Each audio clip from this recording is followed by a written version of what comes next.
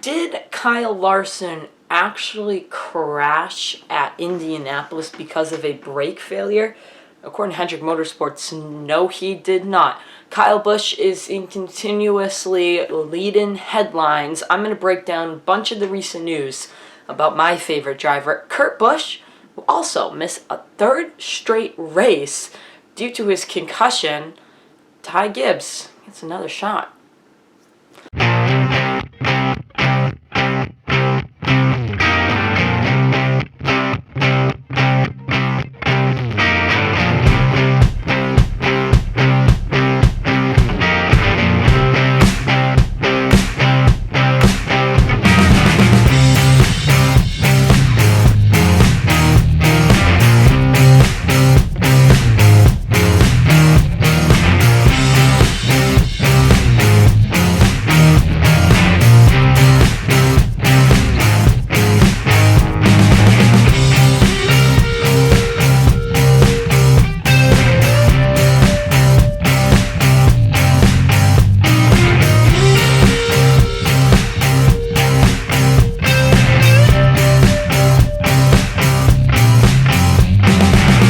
Hello everyone and welcome back to another video. My name is Cameron Simpson. Thank you all for tuning in and watching today's video. Hopefully you're all having an amazing day.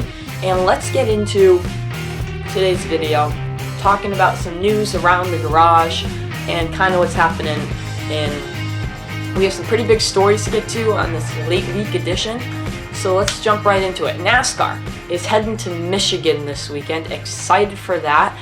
Because there's a lot of unknowns about the way Michigan's going to race. Is it going to race more like it used to be, the 2-mile track, or is it going to race more now like a bigger track, more like a 2-mile super speedway? And that's what a lot of people are thinking, because they are going back, getting rid of the low downforce. They're going back to the high horsepower package at this track to try to make some better racing product. But one driver that will miss this weekend for the third consecutive week is Kurt Busch. After Pocono on June 23rd, had a crash, hurt his head, July 23rd, crashed and had concussion-like symptoms. And this is what we can get a statement from right here.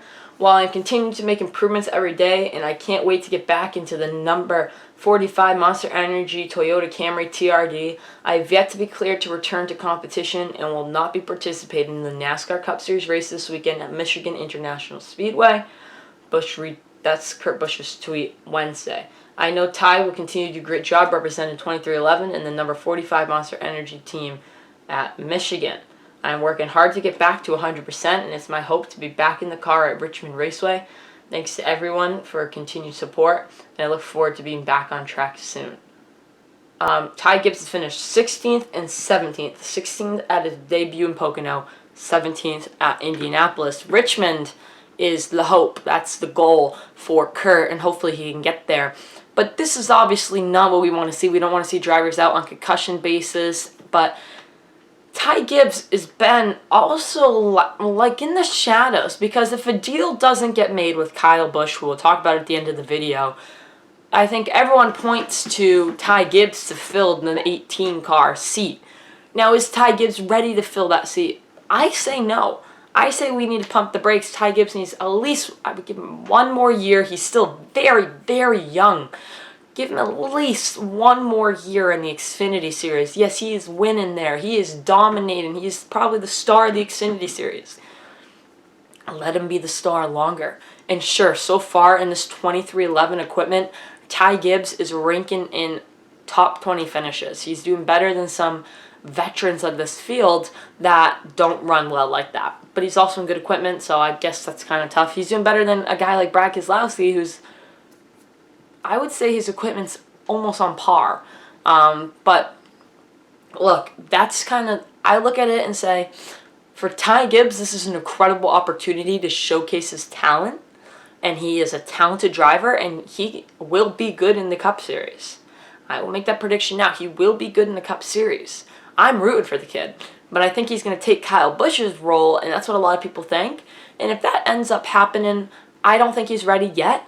I mean, if a deal falls through and Kyle's not in the 18 car next year, it's more about a different driver. I wouldn't put Ty Gibbs there. I guess he is the most seamless move to switch those two, but maybe a more advanced would be a different guy, a different driver, maybe for a bridge year that can bridge the gap for Ty Gibbs. Just a 1-year guy. And who that would be, I really don't know. I mean, maybe they can bring some other drivers back up. Maybe Tyler Reddick can be the bridge driver. There's a lot that could happen here, and we don't know right now. It looks like Tyler Reddick will be back at RCR next season to finish it up. But if things fall through there and he ends up getting fired, that also changes the situation. If Kyle Busch isn't in the 18 car, I think it would be a seamless move.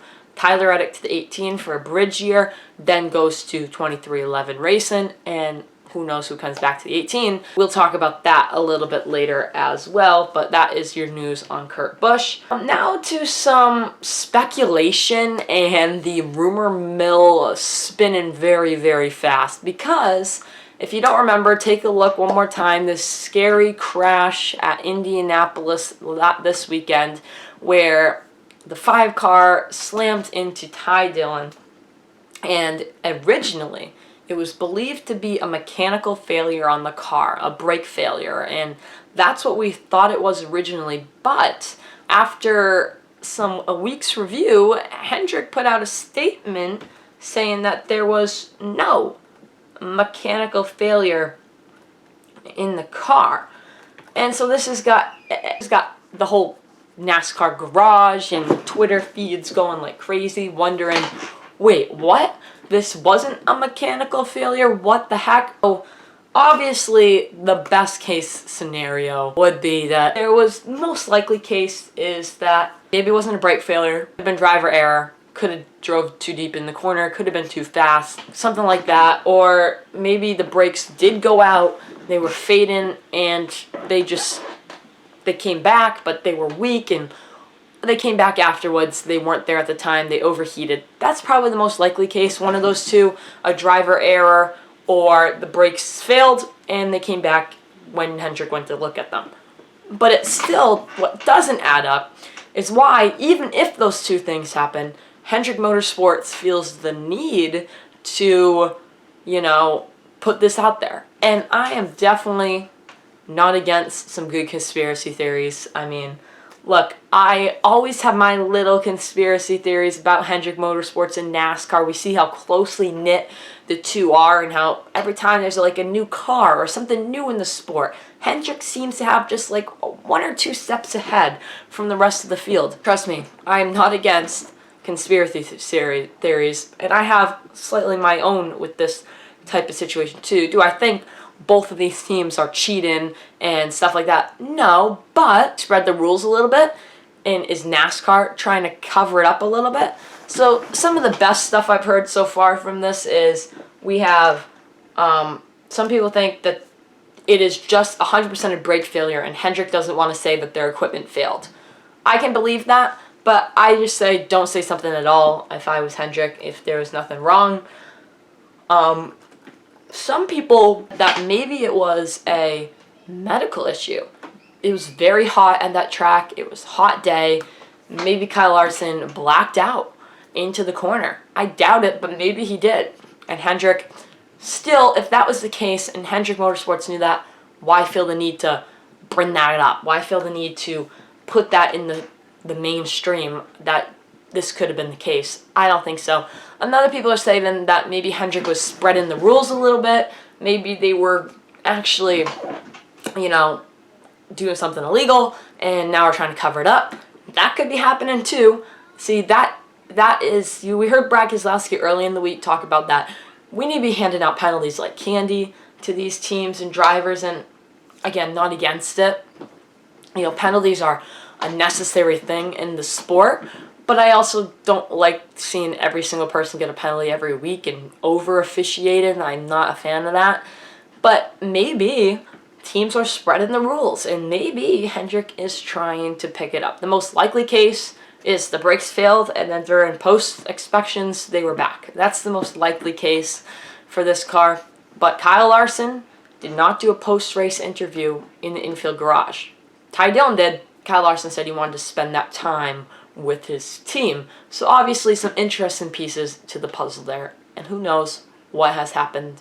Who knows, but we just got to take an eye on it. Alright, so the Kyle Busch saga continues. Kyle Busch has been the main guy in the media the last like the last month.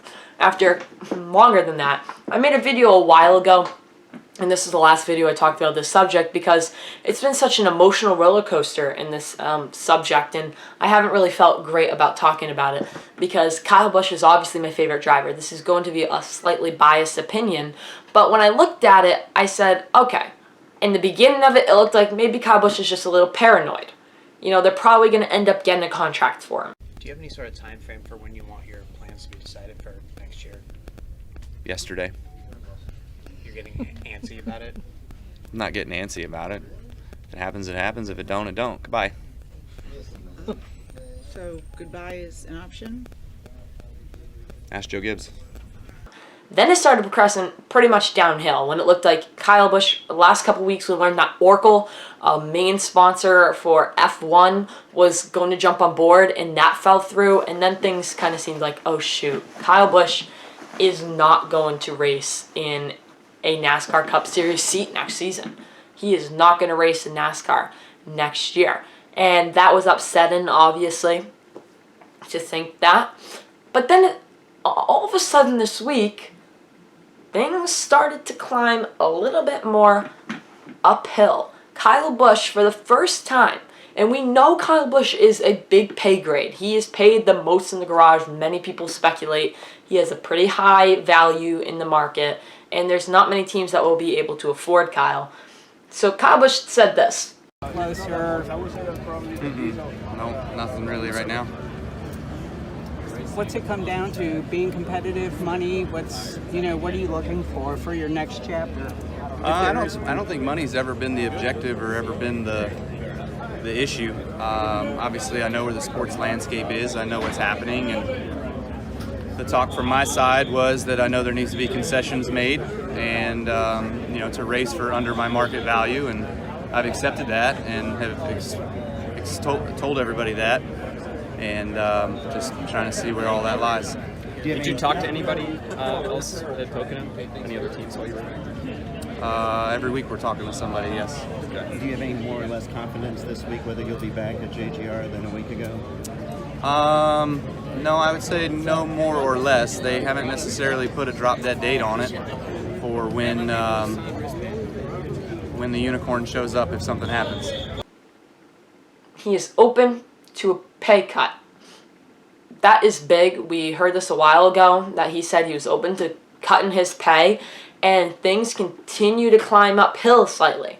Then Kyle Busch says he has talked to outside people in NASCAR, and in the last weekend in Indianapolis, he said it felt great that people want a Kyle Busch on our team. So we're a week removed from the disqualification. I know that's a frustrating thing. Also, what's the update a week later on the contract situation? No updates right now. Just a lot of good conversations. Just nice to have support from a lot of different areas and a lot of different places within the garage area, within the industry. So that's positive, but nothing of substance yet. Kevin Harvick, a champion, a guy you've raced against for a long time, recently just said that he would love to have you as a teammate. What's that mean to you to hear that from a competitor like that? Well, we've certainly had our differences over the years, that's for sure. But obviously, over time, guys grow up, people grow up. I've grown up, he's grown up. Our kids are growing up, right? So, a lot has happened over the years, but he and I respect each other, respect each other's talent. There's a lot of other individuals in this garage area that I've got good relationships with. I wouldn't call them friends. They're all enemies, they're competitors. So, but we at least are cordial with one another. But it's just, again, it's nice to have that reassuring feeling within the garage area, within the industry, from other drivers itself that would be, willing to take on a Kyle and have a Kyle Busch be in their team and help them prosper and get better and to uplift any organization that'd be willing to have me. So, again, it's a great feeling and thankful for that, but, ready to put that aside for right now and go out here and drive this M&M's Camry as hard as I can to just go out there and get a good finish today. SHR has been looked at, the 41 car or the 10 car. are going to most likely, the 10 car will be open next year, and I wouldn't be shocked if Cole Custer's getting the cut because he's not doing that great, and rumored to potentially go to Stewart-Haas Racing. So maybe that's the case. Maybe Kyle Busch is going to go to a different team next year. I still think he will be in the 18 car with this recent stuff. Kyle saying that he will take a pay cut. Joe Gibbs, Toyota, TRD, they will be probably able to afford him for 1 year. I think they'll do a 1-year bridge deal until they can find a sponsor, continue searching. If they can't find a sponsor, it also gives Kyle a whole year to get things underway with a different team if he needs to. Look, it's not good for NASCAR, and no matter what you think about Kyle Busch, it's not good for NASCAR if he's not in the series. If Kyle Busch does a Kyle Larson, which has been rumored, if he takes the year off and just does a tour around the world. But guys like Denny Hamlin, Bubba Wallace said that they doubt he will do that because of how expensive it is. It's not a cheap thing to do. Plus, he's got his son who is in racing, and I don't know if he would travel all over the place with besides your 38 NASCAR schedule and spend all that money. Don't get me wrong, being the #1 paid driver in NASCAR, he probably has plenty of money to spend. So, I mean, look, there's so many situations that people have talked about that if Kyle Busch leaves the 18 car, who's going to fill that seat? Tyler Reddick's been rumored, but I think the most likely option is Ty Gibbs. We continue to see in the 23 car for 2311 Racing, he's the most likely scenario to go fill that 18 car. Look, Coach Gibbs is his grandson, and I'm pretty sure his grandson will get into that race car before anybody else, which I mean, he deserves it. I'm not saying he doesn't deserve it. I just think he's too young to fill that seat. If Kyle Busch leaves the 18 car, it will be a huge spot to fill, big shoes to fill, and still no sponsorship. Ty Gibbs brings some sponsorship with him with Monster Energy and such, but not enough. I mean, I guess will not be getting as paid as much as some of the big guns in the sport, but still. So, I mean, look, I think that it's important to know that Kyle Busch's future is still very shaky right now. It's still up in the air, but it's looking slightly better, and I mean, I'm sure this week when he's on the interview, something new will come up about it. So we'll keep an eye out for that. Thank you so much for watching this video. I hope you enjoyed it. Until the next one, I'll see you on Monday. Peace out.